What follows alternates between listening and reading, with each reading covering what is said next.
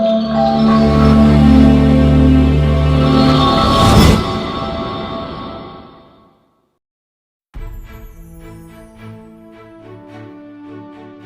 बच्चों, कैसे हो आप सब। वेलकम टू आवर चैनल जिसका नाम है गोपाल शर्मा क्लासेस। ये जो वीडियो होने वाली है बहुत ही इंटरेस्टिंग होने वाली है, क्योंकि अब हम करेंगे ईंटें, मनके और अस्थियाँ, जो कि क्लास 12th हिस्ट्री से चैप्टर नंबर 1 का टॉपिक है। और याद रखना बच्चों, इस चैप्टर का जो है फर्स्ट पार्ट रिलीज हो चुका है बच्चों। अगर इसका लास्ट पार्ट अगर आपने नहीं देखा तो सबसे पहले आप उसे देखिए। वो उसका जो लिंक है आपको डिस्क्रिप्शन में मिल जाएगा, या ऊपर आप आई बटन से भी देख सकते हैं। तो बच्चों स्टार्ट करते हैं ज़्यादा ना टाइम वेस्ट करते हुए। नमस्कार बच्चों, मेरा नाम है गोपाल और आप देख रहे हैं Gopal Sharma classes. Let start.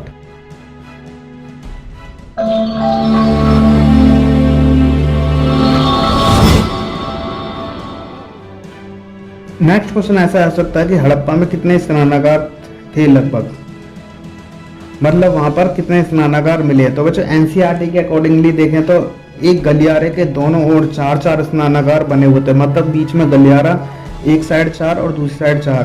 प्रत्येक स्नानागार से नालियां गलियारे के साथ साथ नाले में मिलती थी, मतलब थोड़ा थोड़ा जो पानी रिसता होगा वो नालियों से होता होता बाहर एग्जिट हो जाता होगा। और बढ़ते आगे, नेक्स्ट क्वेश्चन आ जाता है कि दुर्ग के बारे में सबसे अच्छी विशेषता क्या आती है, सबसे अनोखी विशेषता।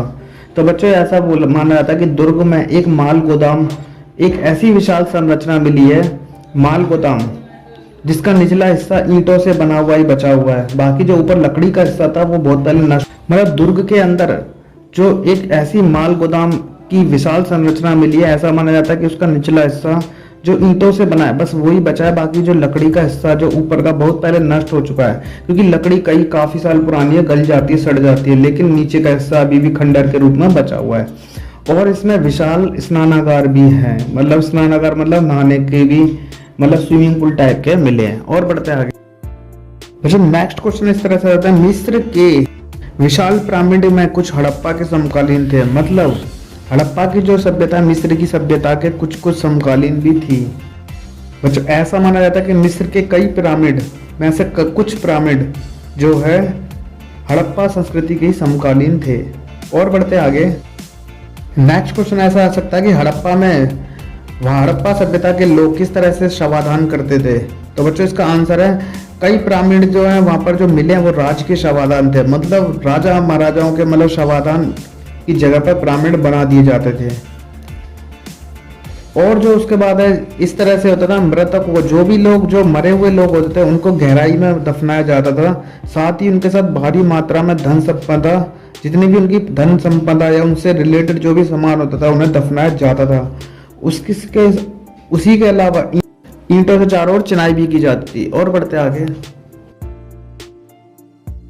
बच्चों, नेक्स्ट क्वेश्चन इस तरह से आ सकता है कि हड़प्पा में पाई जाने वाली कब्रों की क्या क्या विशेषता है, या उस कब्र में क्या क्या चीजें पाई गई हैं, कब्र में क्या क्या चीजें पाई गई है। तो इसका आंसर है, कुछ कब्रों में मृत भांड और आभूषण मिले हैं, जबकि पुरुष और महिला दोनों शवाधानों से आभूषण भी मिले। मतलब आभूषण जो है, आभूषण पुरुष और महिला दोनों के शवाधानों से मिले हैं, लेकिन कुछ कुछ कब्रों में मृत भांड और आभूषण मिले हैं। तो ये है जो हड़प्पा की कब्र में से पाया गया। और बढ़ते आगे, नेक्स्ट है बच्चों, नेक्स्ट पॉइंट इंपोर्टेंट ये बनेगा कि हड़प्पा के निवासियों का मृतकों के साथ बहुमूल्य वस्तु दफनाने में विश्वास नहीं था। ऐसा माना गया कि कई कई जगह पर तो ये विश्वास था कि कीमती चीजों को दफनाया जाए मृतकों के साथ। नेक्स्ट जो क्वेश्चन बनेगा वो इस तरह से बन सकता है, 1980 के दशक में हड़प्पा में एक कब्रिस्तान से खुदाई में क्या क्या मूल्यवान वस्तुएं मिली।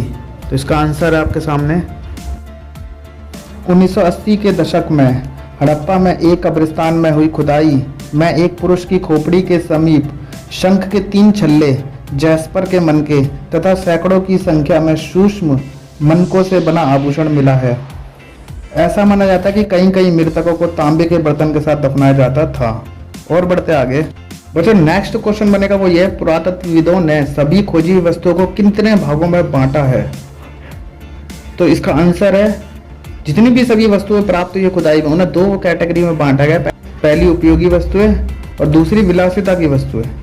नेक्स्ट बढ़ते क्वेश्चन बच्चों, नेक्स्ट क्वेश्चन जो ऐसे बन सकता है वो, हड़प्पा में किन रोजमर्रा की वस्तुओं को उपयोगी माना गया था, किन रोजमर्रा की वस्तुओं को उपयोगी माना गया था। तो जो इसका आंसर है वो है हड़प्पा में रोजमर्रा की वस्तुओं में जैसे पत्थर व मिट्टी से बने पदार्थ जिन्हें आसानी से बनाया जा सकता था, उन्हीं को उपयोगी माना गया था।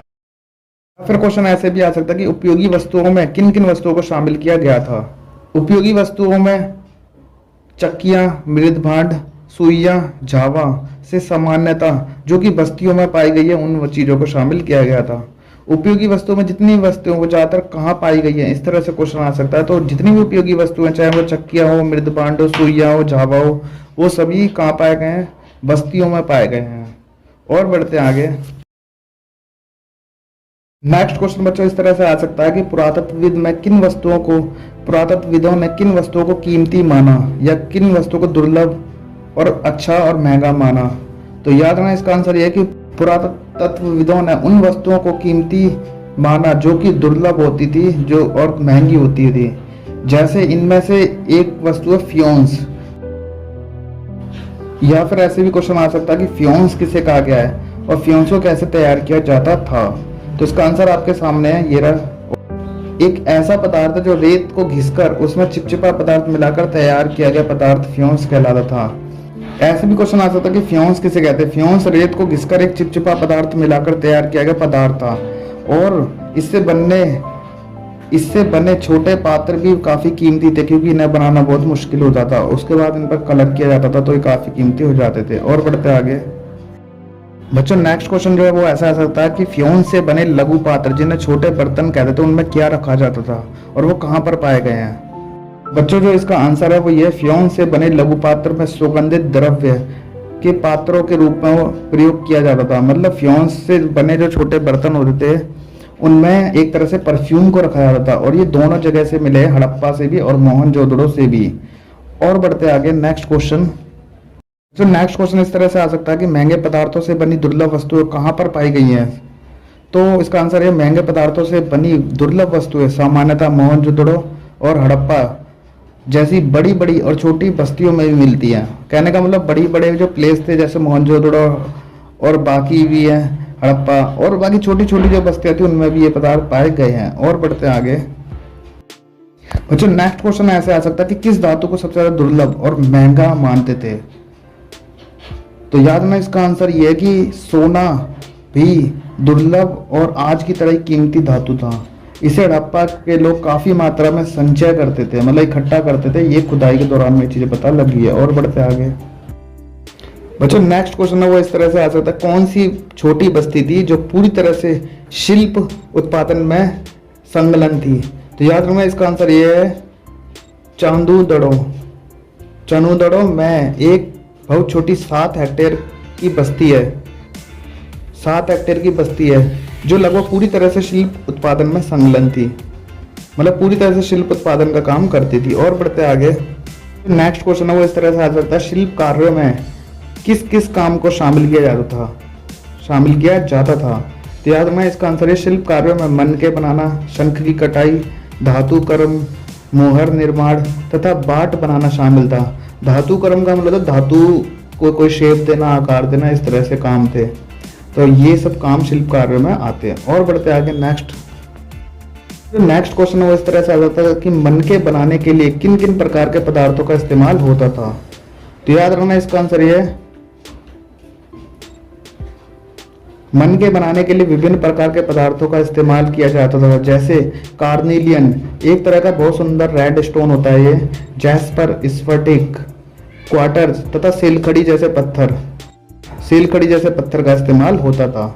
और बढ़ते आगे बच्चों, लास्ट जो क्वेश्चन था वो ये था, मनके बनाने के लिए किन पदार्थों का इस्तेमाल किया जाता था।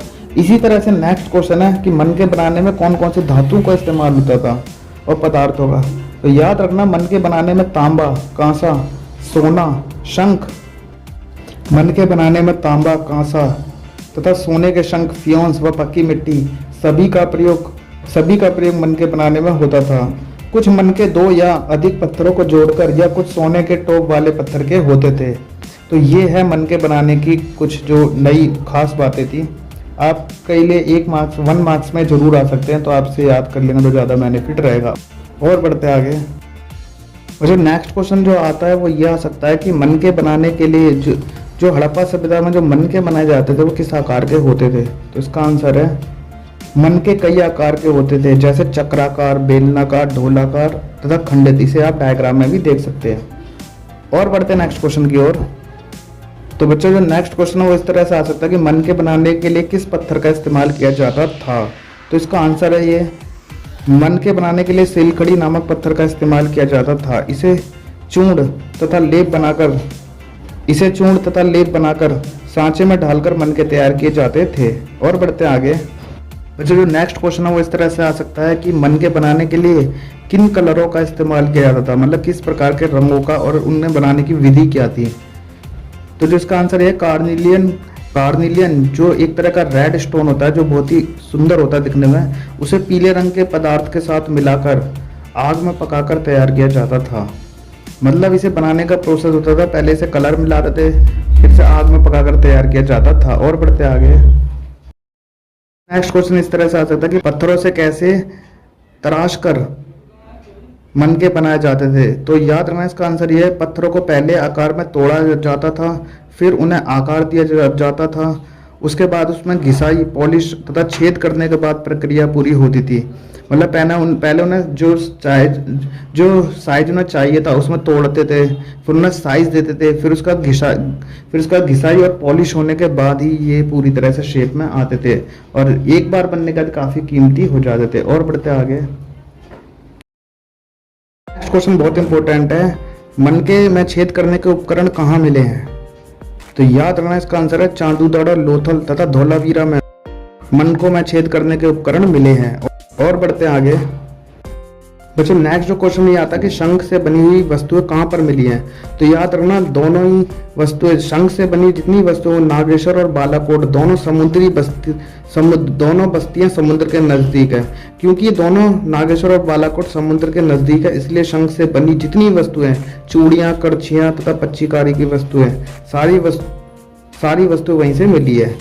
और बढ़ते आगे। याद रखना नेक्स्ट क्वेश्चन है कि हड़प्पा जितना भी तैयार माल था उसे हड़प्पा जैसे शहरों तक कैसे लेके जाया जाता था, मतलब कहाँ से माल को पैक करके लेके जाते थे?